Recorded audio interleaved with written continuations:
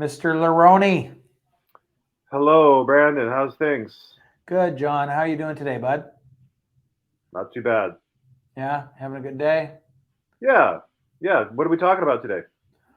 Well, John, we are talking about getting your citizenship now, and here's why. Yeah, that's right. Get it now. Get it as soon as you can. Yeah. Don't wait. Actually, on a very serious note, I say that to people all the time. I'm So do like, if I. you're I'm not. I'm sort of only half joking. no, you know what? Here's the thing, and I don't want to go. I don't want to be negative, and I don't want to be fear mongering or this, right? But here's the biggest thing that I find is that if you're going to make a life here and you want to stay here, and it's a long term commitment, you there's so many reasons why you should have your citizenship as opposed to not. Now, with that said, there's certain nationalities, and I always think about my Japanese clients, for instance. They don't give up their citizenship, right? Because they can't have dual citizenships, and there's other people like that. So permanent residence is where they're going to go. But um, let's talk about how to get your citizenship, how easy it is, and what you need to do.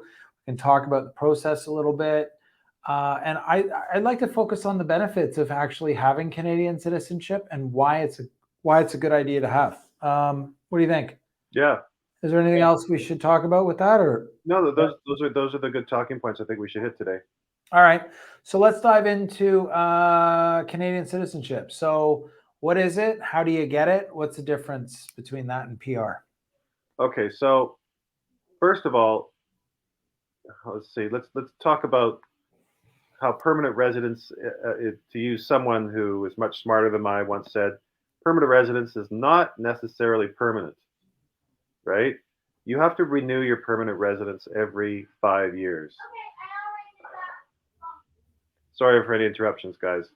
I'm working. It's okay. We're I'm all working. working from home, John. We're all working from home. Um, anyways, permanent residence, yes, renewable every 5 years, and you can lose permanent residence. And Brandon and I, over the years, we come across people who they come to Canada, they get permanent residence, their full intention eventually to apply for citizenship, but life interferes, right? One perfect example is an awesome job offer comes up overseas, right? Hong Kong, Dubai, wherever. You get a great job offer, you go overseas, and then you are there for 3 or 4 years and you realize, wow, I've lost my Canadian permanent residence. If a person had applied for citizenship and if they had been able to apply for citizenship, that wouldn't be a problem because if once you're a Canadian citizen, you can go away for a year, 5 years, 20 years. You can come back to Canada in the last year of your life. You're not going to lose your citizenship. That's the number one reason, right? Is the permanent residence, despite its moniker, is not quite permanent. Can I actually jump in on that? Yeah, yeah, sure. So I had a client that put it the best. He said permanent. I was explaining this concept to him, and he said to me, he's like, "No, no, I get it." He's like, "I'm actually not permanent here. I'm a permanent guest." And I was like, "Yeah, that's you. Mhm. Exactly. You're right. You're a permanent guest. You're not tenured. You're here. That's it."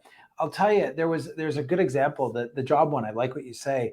But I had a woman like almost 10 years ago, probably 10 years ago, and she was actually written up for a residency review. And this was previous governments that were really going after that. And the border officer wrote her up. For her not meeting her residency requirements.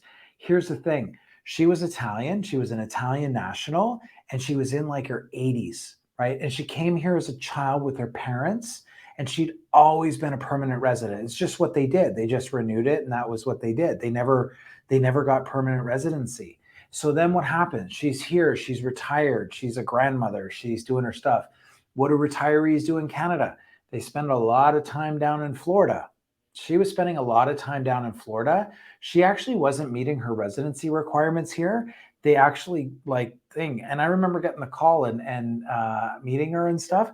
And she was going on. She's like, I don't even know. I don't even know how this could happen. I'm like, well, it can happen because this. And she's like, I just never even thought about it. And it's crazy. Her whole world upset. And and quite frankly, the officer there, I get it. They had to do their job, and that's what it is. She didn't meet it, but you know, yeah. So yeah, the job Life can overseas take is. life can take over, right? And it's important. It's important that if you're eligible to apply for citizenship, you really should apply for it because Yeah. it protects you from that.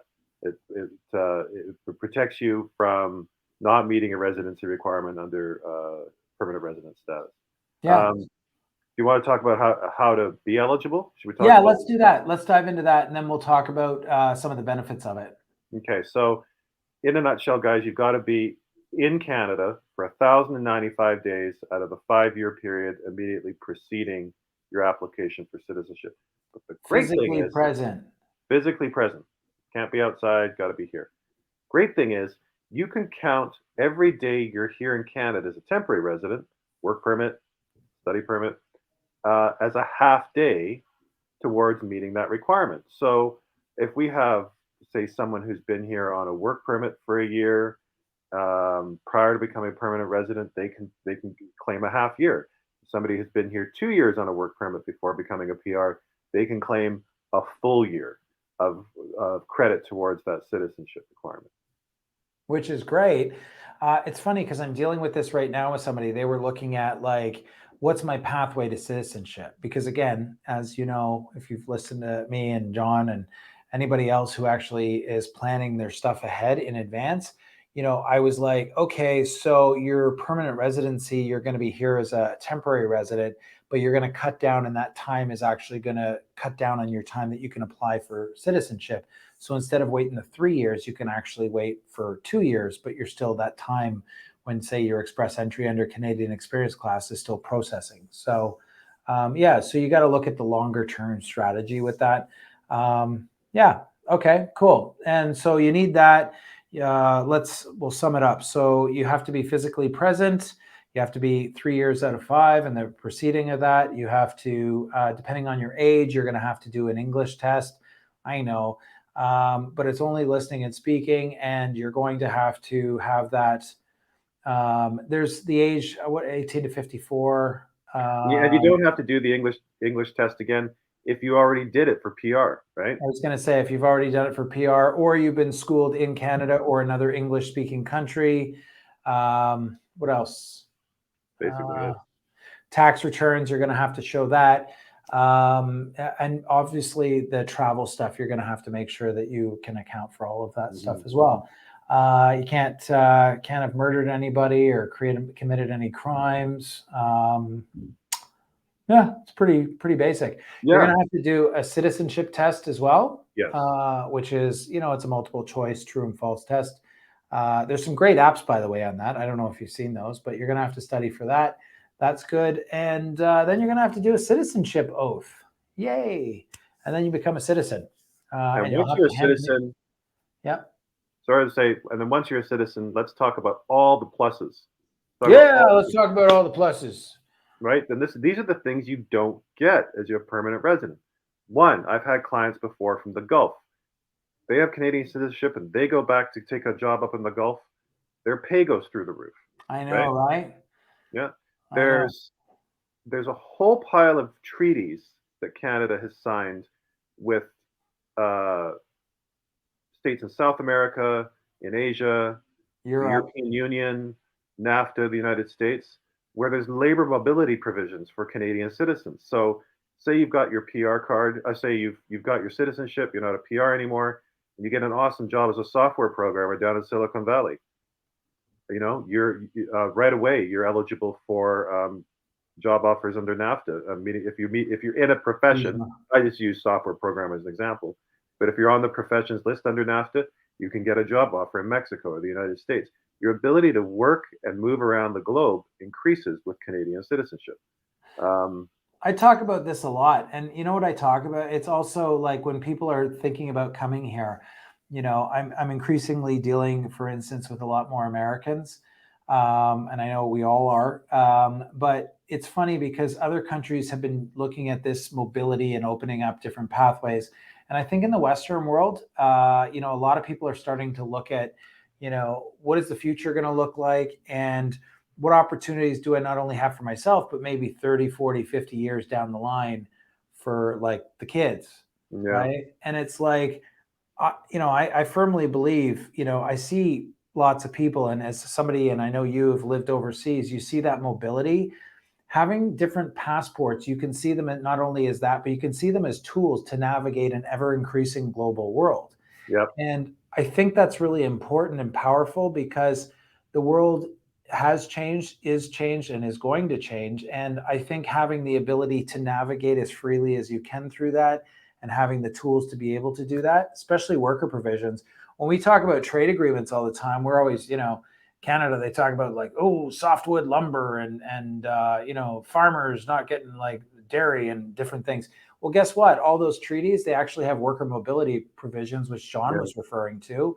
We don't hear about those, but like, I'll tell you, if, an American company like, I don't know, Walmart, right? We're bringing Walmarts to Canada, or Targets, but the Targets didn't do so well. We're bringing Walmarts up, right? Well, guess what? You need to bring people in from head office to come in and manage certain things. So that movement has to be in place so you can move personnel around. And that Right. really depends on, a number of different things that we're not going to get into. So And benefit number 2, John. the other thing is, yeah, benefit number two is if you're a Canadian citizen as opposed to a PR, and you're living overseas, and you're a Canadian citizen, and you've now attained your Canadian citizenship through naturalization, gone from a PR to a citizen, and you're living overseas with your Canadian citizenship, and you have a child. That child is a Canadian citizen. That's it. All you have to do is apply for its citizenship certificate. That child is a Canadian citizen. If you are overseas and you're a Canadian citizen and you get into a common law relationship or marry a foreign national, you can sponsor that foreign national for permanent residence, your foreign national spouse, without having to come back to Canada. Permanent residents don't have that ability, so that's something else to keep in mind. The only thing, I agree with everything you said. The only thing that you got to be careful of there is that there are rules in place with citizenship. If you were born outside of the country, and then you have children outside of the country and Yeah, whatnot, unless you're naturalized, yeah. depending on how you do that, uh, you know, But that's why, yeah, that's why I said at the beginning, if you were a PR and you've naturalized into a Canadian citizen, yes. yeah. So, anyways, okay. So, yeah, and also, I think the biggest thing too is that taking away. This is what a lot of people don't understand. It's very difficult to take away a citizenship, but it's not easy, but somewhat easy to take. It's easier to take away a permanent resident status as Yeah, opposed to citizenship. So, yeah. as an example, um, you know, something as simple, and I don't want to say as simple and trivialize it, but a DUI. You went out, you had a few too many Chardonnays at the a work party or something, and you blow over. Okay, you're going to go and you're going to do this. Well, guess what? That actually can create a lot of problems and upset your life. If you're a citizen, not that I'm saying become a citizen so you can drink and drive. I'm just saying that, you're not going to put yourself in a precarious situation. So again, going back to the permanent guest status as well. Job Canadian, wise, sorry. Canadian, and also Canadian citizens overseas, if you get into trouble and Yes. you need consular assistance overseas, Canadian citizens can get consular assistance. PRs, No, because you're not a Canadian national. yeah. And that's the other thing too. That's actually a very good point because I've actually seen. I'm not going to get into the specifics of it, but I've seen where that's actually, somebody. The world's not an equal place, folks, and there's different levels of service, and there's levels that different ways that things are handled. I guess trying to put it politely, but things are handled differently, I guess, with that. So having that passport and traveling overseas can be a benefit as well. And you can access other things too, like trade commissioners, for instance. If you're on a Canadian passport, not only are you getting counselor services out of the embassy, but you have like overseas development banks, you have trade commissioners and certain people at the embassies that are there to promote Canadian interests and Canadian businesses and Canadian citizens abroad. So there's that. The other thing that I'd like to point out too is the jobs. It does open up some other sensitive other jobs that aren't open to PRs, for instance. What else, John? Well, that's pretty much it. There is as one thing we should discuss, and it's kind of outside our area of expertise, but it's worth raising, is if you do get Canadian citizenship, and after several years, you are thinking of spending a lot of time down in the United States to soak up some sun and help the old bones out. You do have to be mindful of some tax implications, and that's not just because you're going to the States. You could be going back to your home country to visit family and enjoy a retirement, but Canadian citizenship and taxation are something that you should look into. Like I said, I'm going to stop myself there because my knowledge of international taxation is limited at the very best. But it's something to maybe even throughout second passports connections with tax officials. We can help you out with that. Yeah, Tax, we've got it's we've tax got account. people we've got people around that are tax accountants and work for firms and stuff as part of Second Passport and whatnot. They advise on different things and have the different services around. But you know what? I that is actually a really good point. One thing that I do like to point out too is the taxation thing. So first off, if you're spending a lot of time in the U.S., and again, I'm not going to start talking taxes either because I'm the last person that should be talking that. But if you're spending a lot of time there, you actually can be subject to filing a tax return with the IRS. So just be aware of that.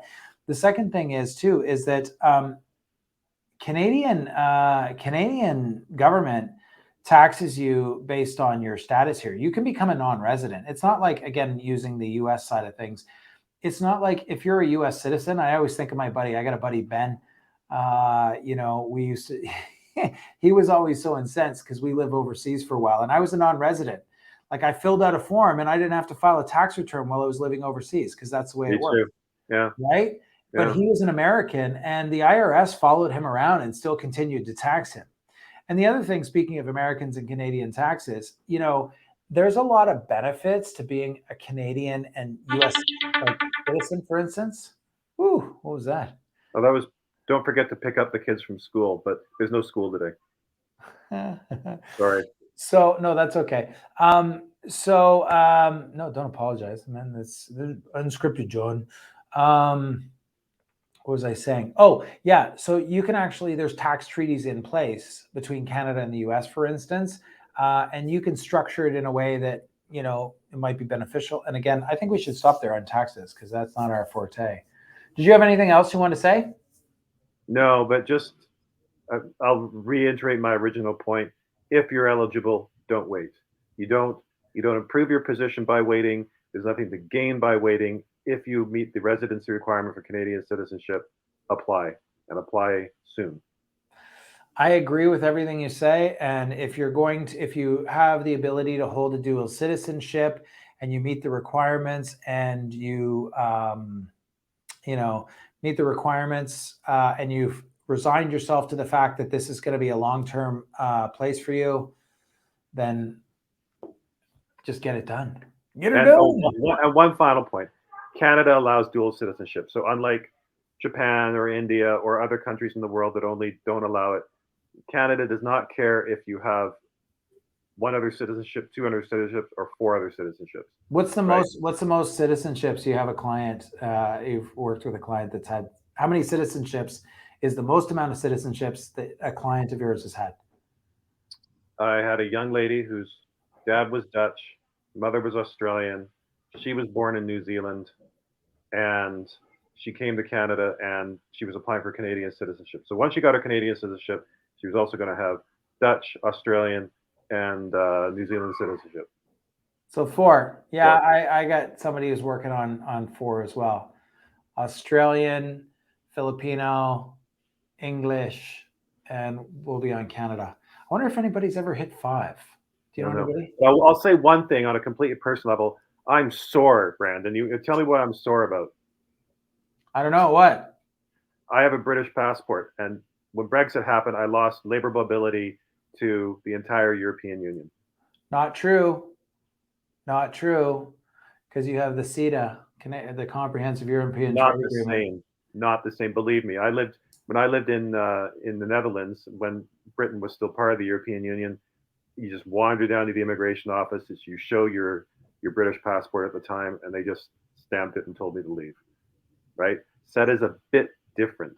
And that's a whole nother conversation for A whole everybody here different today. conversation. But John's got his bun in a knot there. Anyway, there you go. All right, John, take care, buddy. Let's wrap it up there, man. Guys, I hope you enjoyed that. If you have any questions about citizenship or anything immigration, just comment, email us, whatever. mysecondpassport.ca. You can get a hold of us. We love the fact when people will send us a question, especially if they'll stump it. We can stump us or try to stump us with a question.